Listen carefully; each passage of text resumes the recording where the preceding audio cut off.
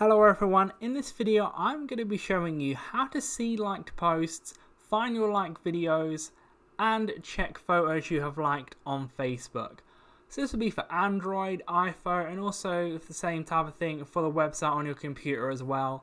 So first of all, once you're on the Facebook homepage right here, like I am on the app, you're going to want to go to your profile. That's wherever you click on the icon at the bottom of the page, the little person to get to it, or click the three little lines in the bottom right hand corner and then click see your profile.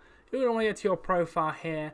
Once you're there, you want to look for the three dots. It should be like the right hand side of where it says add story. You want to click there and then you're going to want to click activity log.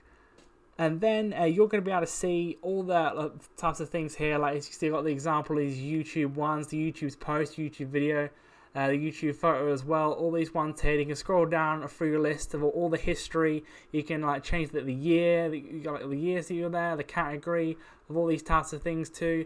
So that's how you do it. So leave a like on the video if you're going to go out and do this. Subscribe for more videos like this. Click on screen to see more how-to videos on the Facebook app and other videos similar.